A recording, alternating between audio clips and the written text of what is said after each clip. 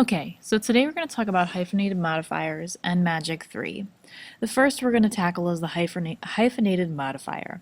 This is a phrase that describes an action, feeling, or state of being. Hyphens are placed between the modifying words. Let me show you some examples. Hyphenated modifier. You can see the first one in red is average, and it's actually used as a hyphenated modifier, but let's see if we can use it not just okay, but well. So let's take a look. Everything was perfect from my gelled hair to my color-coded wardrobe. Okay, color-coded describes the wardrobe, and it's hyphenated. It works, but let's see if we can use something better. Perfect. The green down below. Everything was perfect from my gelled hair to my color-coded, picked out from night before wardrobe. Okay, so it seems like a lot to say, and it is, trust me, I just said it.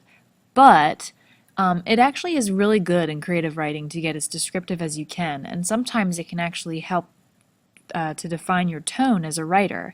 Picked out from the night before wardrobe actually is pretty specific and shows that you're really eager. Okay, some former student examples. I'm going to read them aloud, and I want you to just kind of think about what they might tell you about the atmosphere or the author's tone.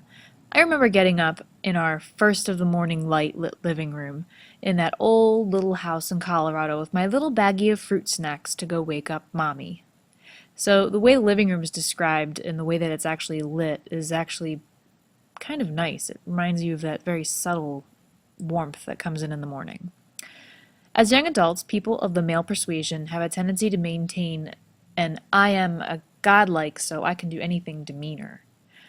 Now, obviously, this adds to the tone of the author.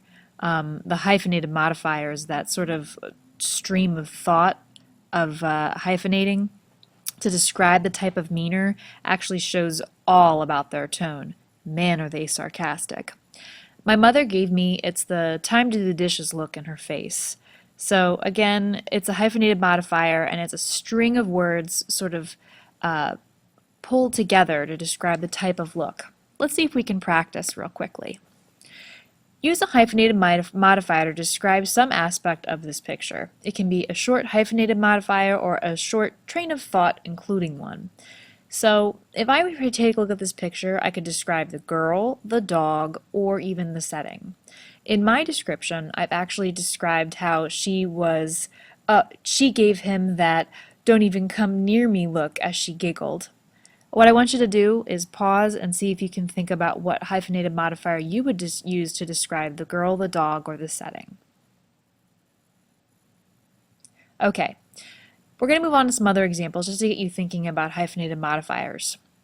Another example would be this picture. Use a hyphenated modifier or a string of hyphenated modifiers to actually describe this particular picture. The hyphenated modifier that I decided to use was the people in the back row couldn't believe that the girl in the front row gave it that I can't believe I just ate a corn dog look. And I'm... The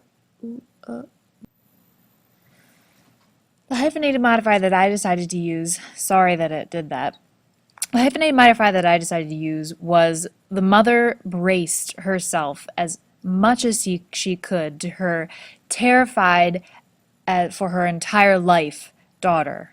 I know. I tried to describe the daughter and somebody that was terrified for her life.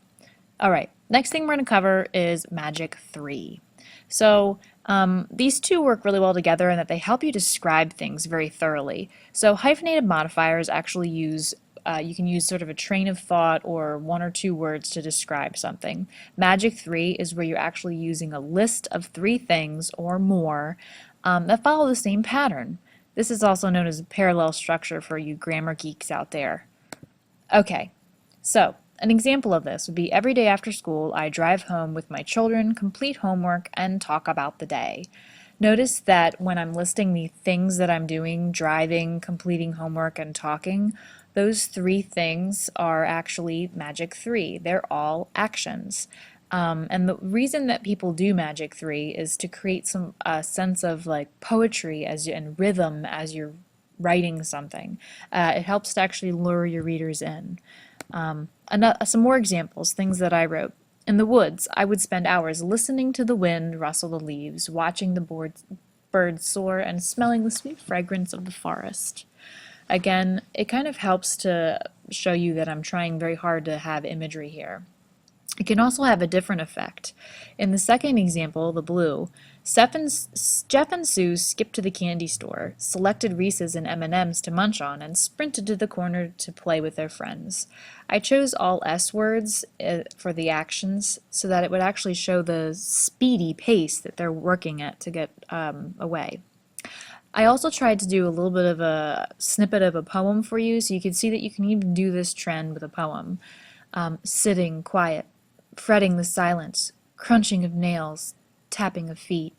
I actually tried to use all ing words at the beginning of the lines so that you could actually see that the magic 3, or in this case magic 4, actually helps you sort of concentrate on the different actions of the narrator.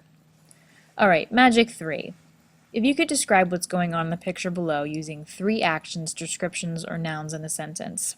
Now, I like you to think of magic 3. Yes, I talked about words repeating, but you can think of magic 3 as more than just words and actions. You can think of it as descriptions, meaning like he has a purple jacket, a yellow mustache, and a rainbow-colored number. What magic 3 would you use to describe this picture? Here's the trick question. What hyphenated modifier would you use to describe this picture? I would say the ever-curious magician. All right, well, this is the conclusion of my little tidbit on magic 3 and hyphenated modifiers. Please use them in your writing today. Good luck.